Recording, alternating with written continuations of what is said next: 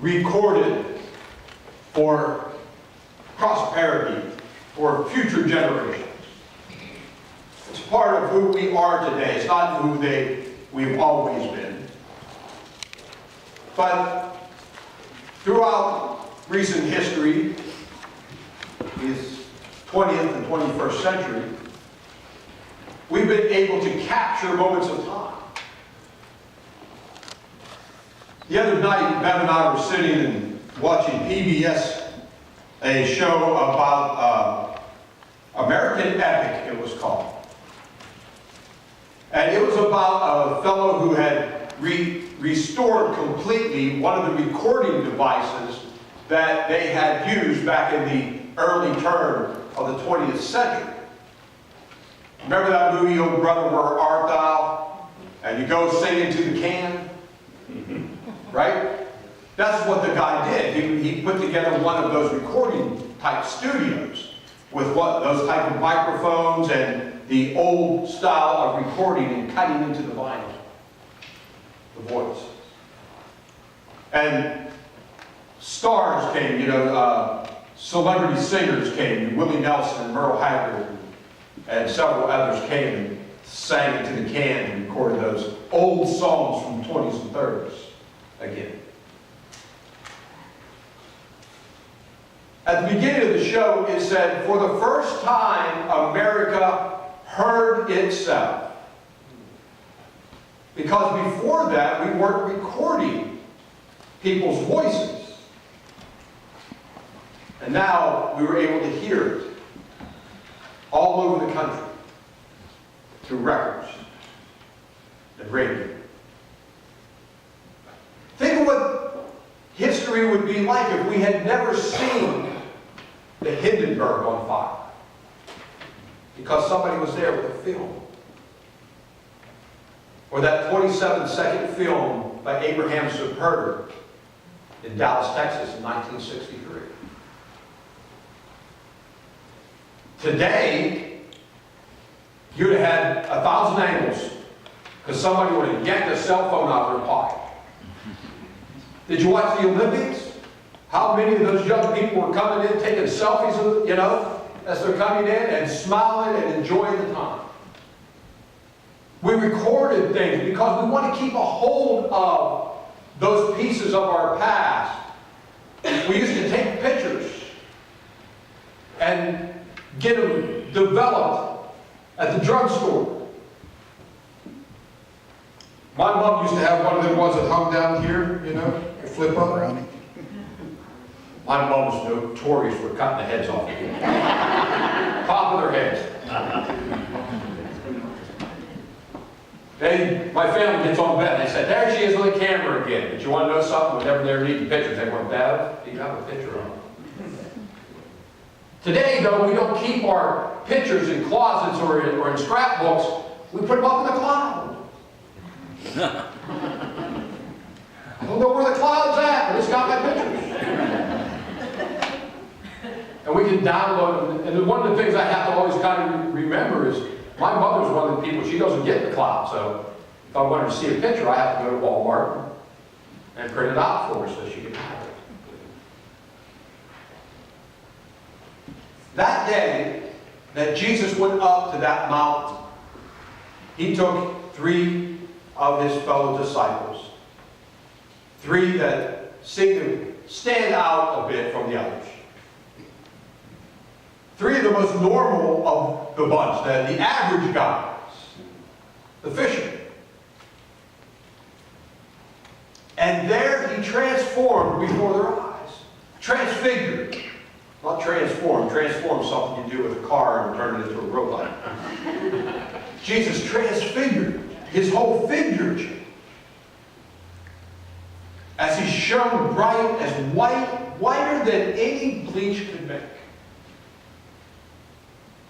And there with him was Moses, the lawgiver, and the great prophet Elijah, standing with him. And a cloud enveloped. And Peter wanted some way to memorialize the moment. And so he blurted out, from fear and not knowing what else to do, said, "You want me to build some tents? One for you, and one for Moses, and one for Elijah." Something to mark the day, mark the moment. And then the voice was heard. "This is my son. Listen to him."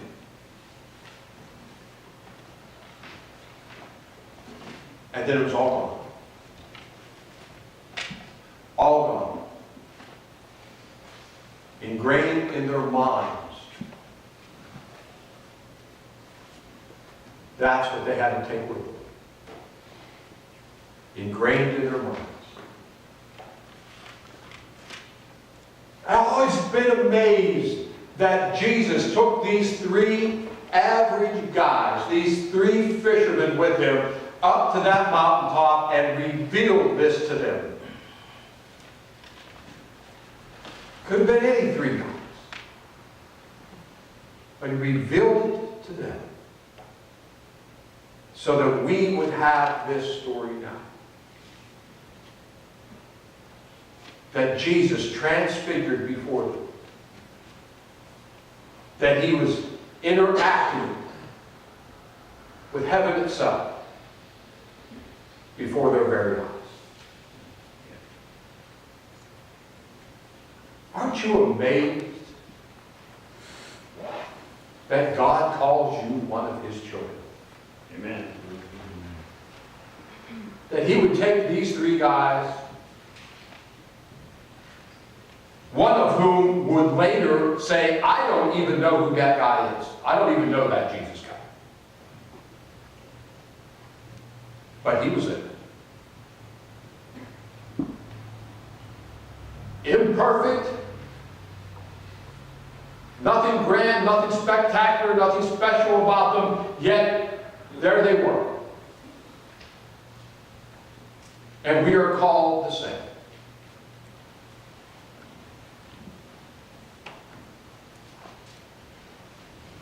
You know, I've never been surprised about God's judgments.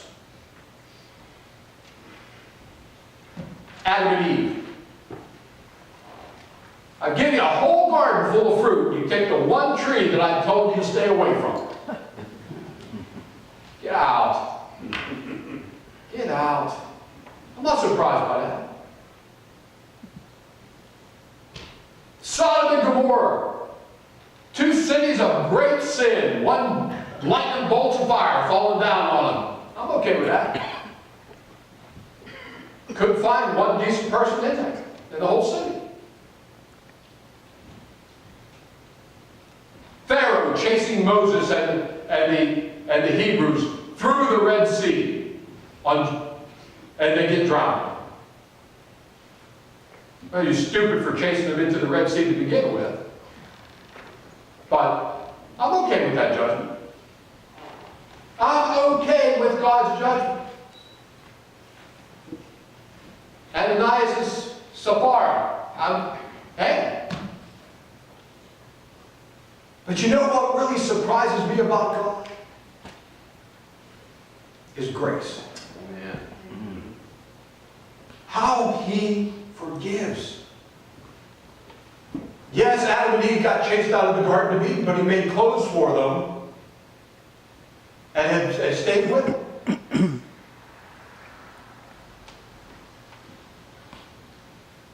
He was there for all those people grumbling in the desert.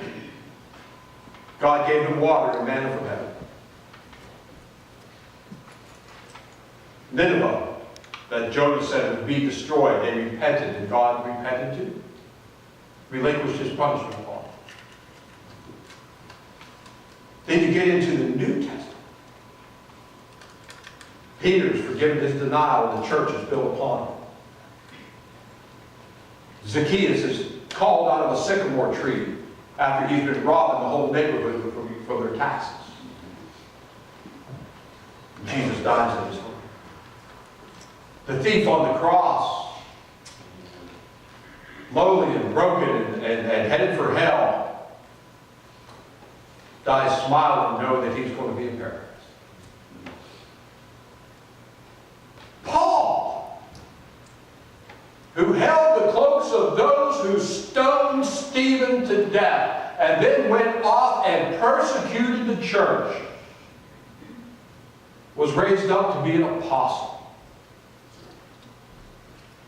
God's grace.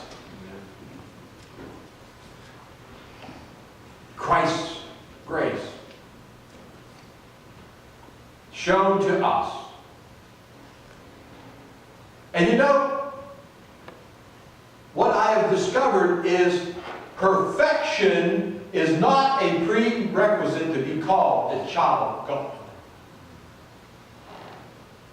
You do not have to have all the theology in the world to be called one of his children. Those three on that mountain taught it. That wasn't the Sadducees and Pharisees called up there. It was those three guys. And you know, God can call you his child. Who am I not to call you a brother or a sister? Amen. I don't have any judgment on you. It's not in my hands. I got my own sins I've got to deal with every day. As you do as well. But I can show grace too.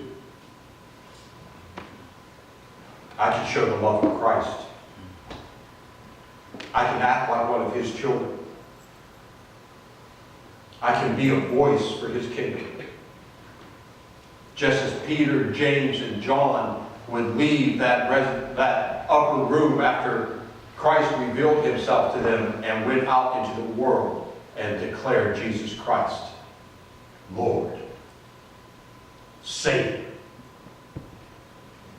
your hope for the future. That message still rings true and always will.